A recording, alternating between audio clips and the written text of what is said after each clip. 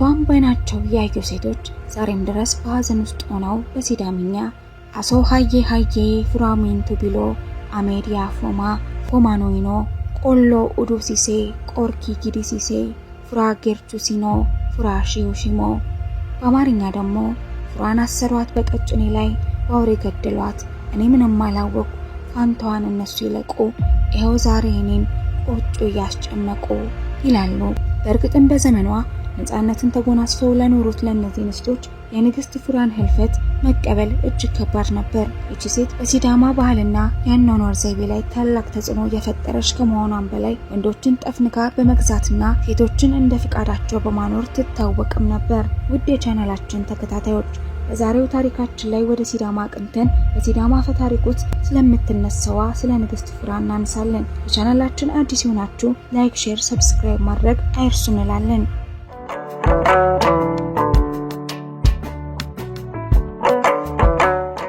ፍራ ብልህና አምባገነን ነበረች። ገና በህፃንነት እድሜዋ በእድሜ የሚበልጧትን ሽማግሌዎች ችግር ፈታ የንጉስ ሚስት ለመሆን ቻለች። ነገሩ እንዲህ ነው።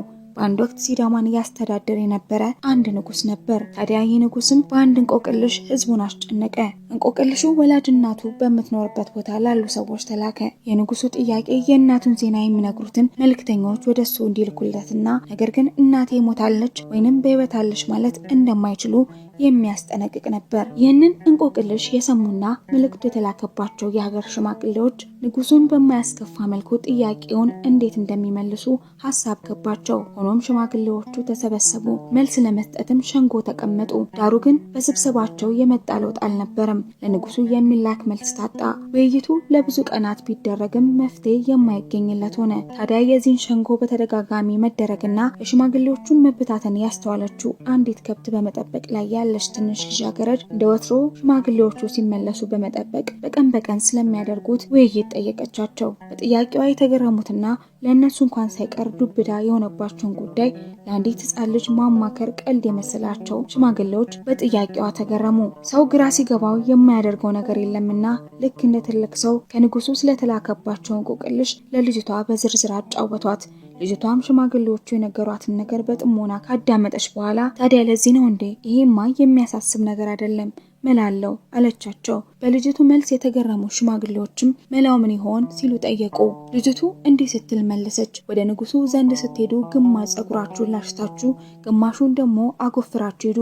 ንጉሱ ለምን ግማሹን ጸጉራችሁን ላጫችሁ? እናቴ ሞታለች እንዴ ሲል ብትሞትማ ምን አስጎፈረን ትሉታላችሁ እና ለምን ጸጉራችሁን አጎፈራችሁ? እናቴ በህይወት አለች ሲላችሁ ደግሞ ብትኖርማ ምን አስላጨን ብላችሁ መልሱለት አለቻቸው። የልጅቱን ንግግር የሰሙ ሽማግሌዎች በመልሷ እጅግ ተደንቀው ለንጉሱ ይህንኑ ነገሩት። ንጉሱም መልሳቸውን አደነቀ። ይህንን ግሩም ሐሳብም ያመጣው ሰው ማን እንደሆነ ጠየቀ። ሽማግሌዎቹን በመንገድ ያገኟት አንዲት ሕፃን ልጅ እንደሆነች ነገሩት። ንጉሱ በዚህ ሴት ብልሃት እጅግ ተማረከ። በትዳርም ሊተሳሰራት ፈለገ። ይህንን ፍላጎቱን ለማስፈጸምም የልጅቷ አባት ዘንድ የጋብቻ ጥያቄ እንዲያቀርቡ ሽማግሌዎቹ ላካቸው። ሆኖም የልጅቱ አባት ልጄ ለአቅመ ሔዋን አልደረሰችም፣ ስለዚህ ጋብቻውን በፍጹም አልቀበልም አለ። ንጉሱ የአባቷን ቃል ከሰማ በኋላ እሱ ለጋብቻ የሚፈቅድለት ከሆነ ልጅቱ እስከምታድግ እንደሚጠብቃትና ለዛም ቃል እንደሚገባ እንዲነግሩት ሽማግሌዎቹን በድጋሚ ወደ አባቷ ዘንድ ላካቸው። አባት ግን አሻፈረኝ አለ።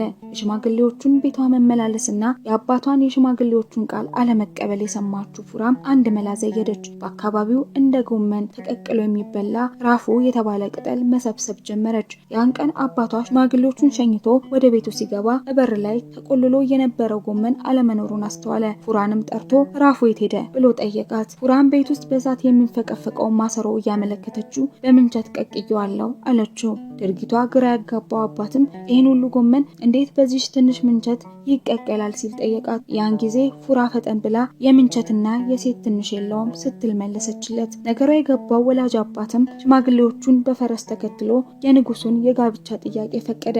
ልጁንም ሰጠ። ፍራ በዚህ ሁኔታ ንግስናን ተቀበለች። የሲዳማው ንጉስም ቃሉን በመጠበቅ ፍራን ለአቅመ ሔዋን እስከምትደርስ ድረስ የግብረ ስጋ ግንኙነት ከማድረግ ተቆጠበ። በዚህ መልኩ ፍራና ንጉሱ ለዓመታት ከኖሩ በኋላ ንጉሱ ህይወቱ አለፈ።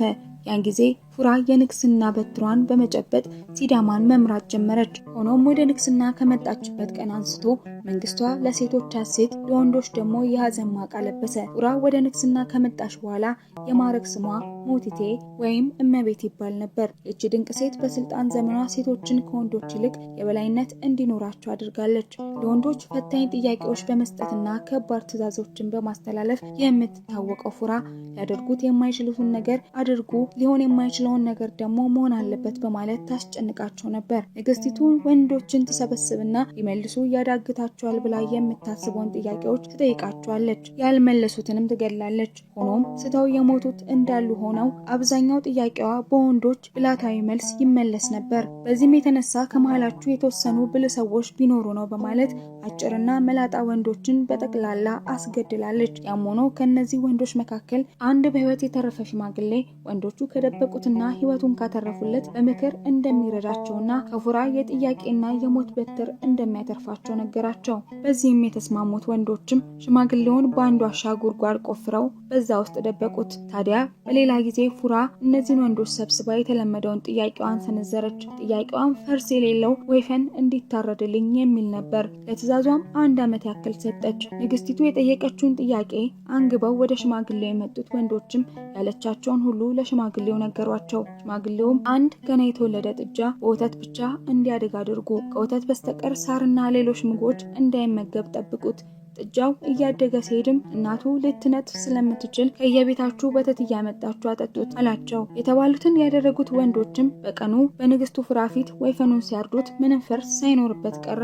እነሱም ለጊዜው ከመገደል ተረፉ። ነገር ግን የንግስቲቱ ትዕዛዝ በዚያ አላበቃም። ይባስ ብላ የግረማችሁ በሚመስል መልኩ በሰማይና በምድር መካከል ቤተ መንግስት ይገንባልኝ አለች። በፉራ ትዕዛዝ የደነገጡት ወንዶችም እንደተለመደው ጥያቄያቸውን አንግበው ሽማግሌው ዘንድ ሄዱ። መለኛው ሽማግሌም የሆነውን በሰማ ጊዜ አታስቡ፣ በባህላችን መሰረት ቤት ሲሰራ የመጀመሪያውን መሰረት የሚጥለው ባለቤት ነውና አንቺ መሰረቱን ጣዩ በሏት አላቸው። በነጋታው ወንዶቹ ወደ ፉራ በማምራት የቤት መሳሪያቸውን እያሰናዱ ቤቱን ከመጀመራቸው በፊት እንደ ባህላቸው የመጀመሪያው የቤቱን መሰረት የሚጥለው ባለቤት መሆኑን በመንገር ምሰሶውን ትተክል ዘንድ ጋበዟት። ንግስቲቱም የምታደርገውን ነገር ብታጣ ነገሩን ትታ ጥያቄውን አነሳች። ሽንፈትን በእጄ ብላ የማትቀበለው ንግስት ፉራ ከባድ ያለችውንና ለሷም የመጨረሻ የነበረውን ጥያቄ ዳግም ወንዶቹን ሰብስባ ጠየቀች። ጥያቄዋም ነበር፣ ቀጭኔ የምትባለውን ረጅምና ቆንጆዋን የዱር እንስሳ ይዛችሁ አምጡልኝ፣ በእሷ ላይ ሆኖ መጋለብ አሰኝቶኛል አለቻቸው። ወንዶቹ ነገሩ ፈጽሞ የማይቻል እንደሆነ ቢያውቁም እንደወትሮው መፍትሄ ያጣን በማለት ሽማግሌው ዘንድ ሄዱ። ሽማግሌው እንዲህ አላቸው፣ አይ ፉራ፣ አሁንስ መጥፊያዋ ደረሰ። ለማንኛውም ያለቻችሁን ነገር አድርጉ።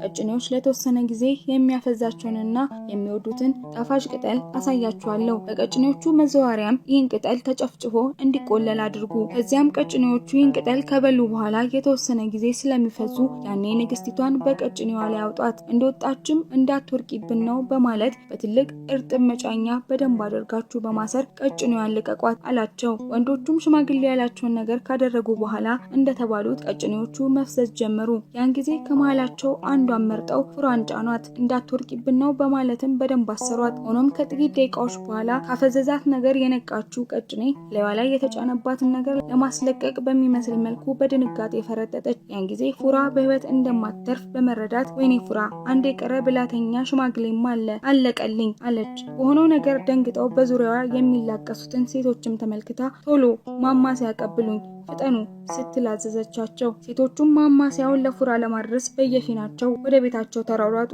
ማማሲያውን ይዘው ሲመጡ ግን ፉራን በህይወት ሊያገኟት አልቻሉም። ሆኖም የማማሲያውን ሚስጥር እስካሁን ድረስ ማንም አያውቅም። የሆነ ሆነና እስከዛሬ የሲዳማ ሴቶች ምግብ ሲያበስሉ ማማሲያ ካጠገባቸው ሲጠፋና ወዲያውኑ ሲያገኙት በቅጽበትም ቢሆን ፉራን ያስባሉ ይባላል።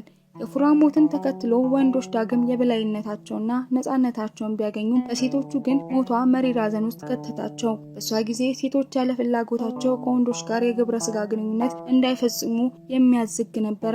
ውዷ ንግስታቸው ከወንዶች ጫና ሴቶቹ ይወጡ ዘንድ ከጥያቄያቸውም ያመልጡ ዘንድ ንግስቲቱ ጎመን፣ ቂቤና መሰል ምግቦችን ሲበስሉና ሳይበስሉ መጠናቸው ስለሚለያይ ለወንዶች አሳይተው ከመቼው አለቀ እንዳይባሉ የሚሰሩትን ከወንዶች እንዲደብቁ ትመክር ነበር። በዚህ ምክንያት የሲዳማ ሴቶች ዛሬም ድረስ እንደ ልማድ ይህን ነገር አቆይተውታል። የንግስና ዘመኗ እየተጠናከረ ከሄደም በኋላ ወንዶች ለሴቶች ምግብ እንዲያበስሉና እንዲመግቧቸው እንዲንከባከቧቸውም ታደርግ ነበር። ታዲያ ይህንን ያልተለመደ አኗኗር በሷ በኩል ያዩ ሴቶች እንዴት በሞቷ አለማዘን ይሆንላቸዋል? ሆኖም ንግስቲቱ በአሰቃቂ መልኩ ከቀጭኔ ላይ ወርቃ ከሞተች በኋላ ህይወት በሲዳማ በተለመደ መልኩ እንደቀጠለ ታሪክ ያውሳል። ውድ የቻናላችን ተከታታዮች ይህንን አስገራሚ ታሪክ በዚያ በቃን።